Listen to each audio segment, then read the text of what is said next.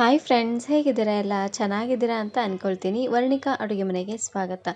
ಇವತ್ತಿನ ವಿಡಿಯೋದಲ್ಲಿ ಡೊಣ್ ಮೆಣಸಿನಕಾಯಿನ ಬಳಸಿ ತುಂಬಾ ರುಚಿಯಾಗಿರುವಂತಹ ಒಂದು ರೆಸಿಪಿನ ಯಾವ ರೀತಿ ಮಾಡೋದು ಅಂತ ನೋಡೋಣ. ಅದರಲ್ಲೂ ಈ ಚಳಿಗೆ ಖಾರವಾಗಿ ತುಂಬಾ ರುಚಿಯಾಗಿರುತ್ತೆ ಅಂತಲೇ ಹೇಳ್ಬೋದು. ಇದನ್ನು ಮಾಡಲಿಕ್ಕೆ ಮೊದಲು ನಾನಿಲ್ಲಿ ಒಂದು 1/4 kg ಆಗುವಷ್ಟು ಎಳೆ ಡೊಣ್ ಮೆಣಸಿನಕಾಯಿನ ತಗೊಂಡಿದ್ದೀನಿ. ನೋಡಿ, ಆದಷ್ಟು ಈ ರೀತಿಯಾಗಿ ಎಳೆ ಡೊಣ್ ಮೆಣಸಿನಕಾಯಿನ ತಗೊಳ್ಳಿ. ಇದು ಅಷ್ಟೊಂದೇನು ಖಾರ ಇರೋದಿಲ್ಲ. ಇದನ್ನು ನಾನಿವಾಗ ಚೆನ್ನಾಗಿ ತೊಳ್ಕೊಂಡು ತಗೊಂಡಿದ್ದೀನಿ. ಇವಾಗ ನಾನಿಲ್ಲಿ ಪ್ಲಸ್ ಆಕಾರದಲ್ಲಿ ಕಟ್ ಮಾಡ್ಕೊಳ್ತಾ ಇದ್ದೀನಿ. ನೋಡ್ತಾ ಇದ್ದೀರಲ್ವಾ, ಈ ರೀತಿಯಾಗಿ ಎಲ್ಲ ಡೊಣ್ ಮೆಣಸಿನಕಾಯಿನೂ ಈ ರೀತಿಯಾಗಿ ಪ್ಲಸ್ ಆಕಾರದಲ್ಲೇ ಕಟ್ ಮಾಡ್ಕೊಂಡು ತಗೊಳ್ಳಿ. ಡೊಣ್ ಮೆಣಸಿನಕಾಯಿ ಬಲ್ತಿದ್ದಿದ್ರೆ ಬೀಜ ತೆಗೆದುಬಿಡಿ. ನಾನಿಲ್ಲಿ ಎಳೆ ಡೊಣ್ ಮೆಣಸಿನಕಾಯಿನ ತಗೊಂಡಿದ್ದೀನಿ ನೋಡಿ, ಹಾಗಾಗಿ ಬೀಜ ಸಮೇತನೇ ಹಾಕ್ಕೊಳ್ತಾ ಇದ್ದೀನಿ. ಬೀಜನ ತೆಗೆಯೋದ್ರಿಂದ ಡೊಣ್ ಮೆಣಸಿನಕಾಯಿ ಸ್ವಲ್ಪ ಖಾರ ಕಡಿಮೆಯಾಗಿ ಬರುತ್ತೆ. ಹಾಗಾಗಿ ನಾನಿಲ್ಲಿ ಎಳೆ ಡೊಣ್ ಮೆಣಸಿನಕಾಯಿ ತಗೊಂಡಿರೋದ್ರಿಂದ ಬೀಜನ ತೆಗಿತಾ ಇಲ್ಲ. ಇದೇ ರೀತಿಯಾಗಿ ಎಲ್ಲ ಡೊಣ್ ಮೆಣಸಿನಕಾಯಿನೂ ಪ್ಲಸ್ ಆಕಾರದಲ್ಲೇ ಕಟ್ ಮಾಡಿಕೊಂಡು ತಗೊಳ್ತಾ ಇದ್ದೀನಿ.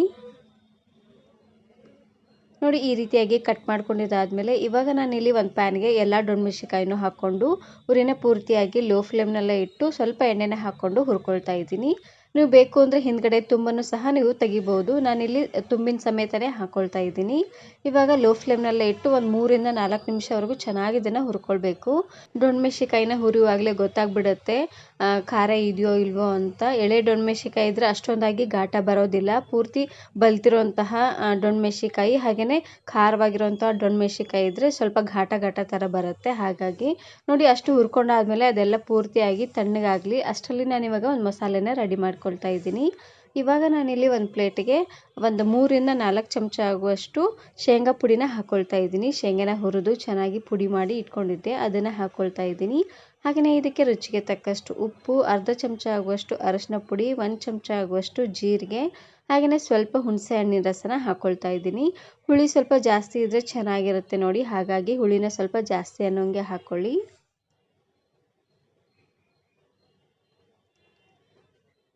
ಹಾಗೆಯೇ ಇದಕ್ಕೆ ಲಾಸ್ಟಲ್ಲಿ ಸ್ವಲ್ಪ ಕರಿಬೇವು ಸೊಪ್ಪನ್ನು ಹಾಕ್ಕೊಳ್ತಾ ಇದ್ದೀನಿ. ಎಲ್ಲವನ್ನು ಹಾಕ್ಕೊಂಡು ಈ ರೀತಿಯಾಗಿ ಚೆನ್ನಾಗಿ ಇದನ್ನು ಮಿಕ್ಸ್ ಮಾಡ್ಕೊಳ್ಬೇಕು.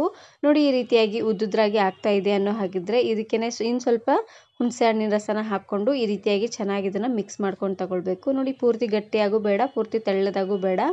ನೋಡಿ, ಈ ರೀತಿಯಾಗಿ ಮಸಾಲೆನ ಕಲಿಸ್ಕೊಂಡು ತಗೊಳ್ಳಿ. ಇವಾಗ ನಾನಿಲ್ಲಿ ಹುರಿದಿರುವಂತಹ ಡೊಣ್ ಮೆಣಸಿನಕಾಯಿಗೆ ಈ ರೀತಿಯಾಗಿ ಮಸಾಲೆನ ತುಂಬ್ಕೊಳ್ತಾ ಇದ್ದೀನಿ. ಸ್ವಲ್ಪ ಮಸಾಲೆನ ಜಾಸ್ತಿ ಅನ್ನೋಂಗೆ ತುಂಬ್ಕೊಳ್ಳಿ, ಚೆನ್ನಾಗಿರುತ್ತೆ. ಕುದಿಯುವಾಗಲೇ ಅರ್ಧ ಹೊರಟೋಗ್ಬಿಡುತ್ತೆ ನೋಡಿ, ಹಾಗಾಗಿ ಸ್ವಲ್ಪ ಜಾಸ್ತಿ ಅನ್ನೋಂಗೆ ತುಂಬ್ಕೊಂಡು ತಗೊಳ್ಳಿ, ಚೆನ್ನಾಗಿರುತ್ತೆ.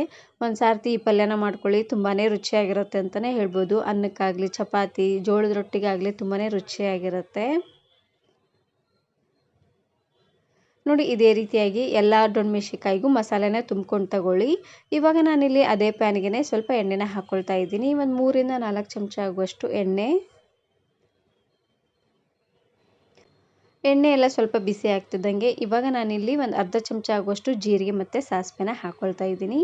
ಹಾಗೆಯೇ ಇದ್ರ ಜೊತೆಗೆ ಒಂದೇ ಸಲ ಆಗುವಷ್ಟು ಕರಿಬೇವು ಸೊಪ್ಪು, ಹಾಗೆಯೇ ಮೀಡಿಯಮ್ ಸೈಜಿನ ಒಂದು ಈರುಳ್ಳಿನ ಈ ರೀತಿಯಾಗಿ ಸಣ್ಣದಾಗಿ ಕಟ್ ಮಾಡಿ ಹಾಕ್ಕೊಳ್ತಾ ಇದ್ದೀನಿ. ಪೂರ್ತಿ ಸಣ್ಣದಾಗೂ ಬೇಡ, ಮೀಡಿಯಮ್ ಆಗಿ ಈರುಳ್ಳಿನ ಹಾಕ್ಕೊಳ್ಳಿ. ನೋಡಿ, ಈ ರೀತಿಯಾಗಿ ಈರುಳ್ಳಿ ಎಲ್ಲ ಸ್ವಲ್ಪ ಸಾಫ್ಟ್ ಆಗೋವರೆಗೂ ಲೋ ಫ್ಲೇಮ್ನಲ್ಲೇ ಇಟ್ಟು ಬೇಯಿಸ್ಕೊಂಡು ತಗೊಳ್ಬೇಕು.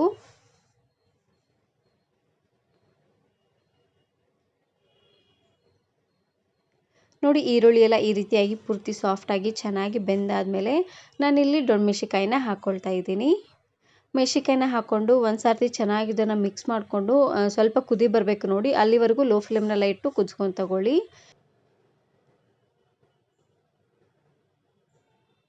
ನೋಡಿ, ಚೆನ್ನಾಗಿ ಇದನ್ನು ಈ ರೀತಿಯಾಗಿ ಮಿಕ್ಸ್ ಮಾಡ್ಕೊಳ್ತಾನೆ ಒಂದು 2 ನಿಮಿಷವರೆಗೂ ಚೆನ್ನಾಗಿ ಇದನ್ನು ಎಣ್ಣೆಲೆ ಫ್ರೈ ಮಾಡ್ಕೊಂಡು ತಗೊಳ್ಬೇಕು. ನಾನು ಇದೇ ರೀತಿ ಬಹಳಷ್ಟು ವೆರೈಟಿ ಆಗಿರುವಂತಹ ಪಲ್ಯ ರೆಸಿಪೀಸ್ನ ಅಪ್ಲೋಡ್ ಮಾಡಿದ್ದೀನಿ.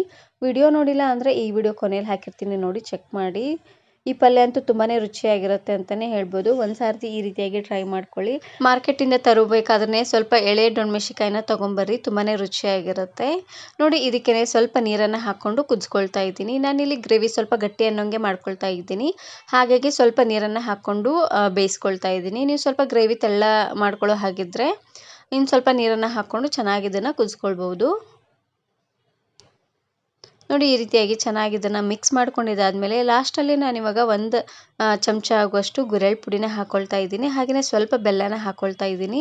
ಬೆಲ್ಲನ ಹಾಕೋದ್ರಿಂದ ರುಚಿ ಅಂತೂ ತುಂಬಾ ಚೆನ್ನಾಗಿ ಬರುತ್ತೆ ಅಂತಲೇ ಹೇಳ್ಬೋದು. ನೋಡಿ ಒಂದು ಸ್ವಲ್ಪ ಬೆಲ್ಲ ಹಾಕ್ಕೊಂಡ್ರೆ ಸಾಕಾಗುತ್ತೆ. ಬೆಲ್ಲ, ಶೇಂಗಾ ಪುಡಿ, ಗುರಳ್ ಪುಡಿ ಎಲ್ಲವನ್ನು ಹಾಕಿ ಒಂದು ಸಾರ್ತಿ ಈ ರೀತಿಯಾಗಿ ದೊಣ್ಣಮೆಣಸಿಕಾಯಿ ಪಲ್ಯನ ಮಾಡ್ಕೊಳ್ಳಿ. ತುಂಬಾ ರುಚಿಯಾಗಿರುತ್ತೆ. ನೋಡಿ ಈ ರೀತಿಯಾಗಿ ಚೆನ್ನಾಗಿದೆ. ನಾನು ಮಿಕ್ಸ್ ಮಾಡ್ಕೊಂಡಿದ್ದಾದಮೇಲೆ ಮೇಲ್ಗಡೆ ಮುಚ್ಚಳನ ಮುಚ್ಚಿ ಚೆನ್ನಾಗಿದು ಕುದ್ದು ಗ್ರೇವಿ ಎಲ್ಲ ಸ್ವಲ್ಪ ಗಟ್ಟಿ ಆಗಬೇಕು ನೋಡಿ. ಅಲ್ಲಿವರೆಗೂ ಲೋ ಫ್ಲೇಮ್ನಲ್ಲೇ ಇಟ್ಟು ಬೇಯಿಸ್ಕೊಂಡು ತಗೊಂಡ್ರೆ ಆಯಿತು. ತುಂಬಾ ರುಚಿಯಾಗಿರುವಂತಹ ದೊಣ್ಣಮೆಣಸಿಕಾಯಿ ಪಲ್ಯ ರೆಡಿಯಾಗಿ ಹೋಗ್ಬಿಡುತ್ತೆ. ಇವಾಗ ನೋಡ್ತಾ ಇರ್ಬೋದು ಚೆನ್ನಾಗಿ ಕುದ್ದು ಗ್ರೇವಿ ಎಲ್ಲ ಗಟ್ಟಿಯಾಗಿ ಬಂದಿದೆ. ಹಾಗೆಯೇ ದೊಣ್ಣಮೆಣಸಿಕಾಯಿನೂ ತುಂಬಾ ಸಾಫ್ಟಾಗಿ ಚೆನ್ನಾಗಿ ಬೆಂದಿದೆ. ಈ ರೀತಿಯಾಗಿ ಒಂದು ಸಾರ್ತಿ ಟ್ರೈ ಮಾಡ್ಕೊಳ್ಳಿ, ಚೆನ್ನಾಗಿರುತ್ತೆ. ಈ ವಿಡಿಯೋ ಇಷ್ಟ ಆದರೆ ಈಗಲೇ ಒಂದು ಲೈಕ್ ಬಟನನ್ನು ಕ್ಲಿಕ್ ಮಾಡಿ, ಫ್ರೆಂಡ್ಸ್ ಆ್ಯಂಡ್ ಫ್ಯಾಮಿಲಿ ಜೊತೆಗೆ ಶೇರ್ ಮಾಡಿ. ಹಾಗೆಯೇ ಮತ್ತಷ್ಟು ಹೊಸ ರೆಸಿಪಿಗಾಗಿ ವರ್ಣಿಕಾ ಅಡುಗೆ ಮನೆ ಯೂಟ್ಯೂಬ್ ಚಾನಲನ್ನು ಸಬ್ಸ್ಕ್ರೈಬ್ ಮಾಡ್ಕೊಳ್ಳಿ. Thank you. Thanks for watching.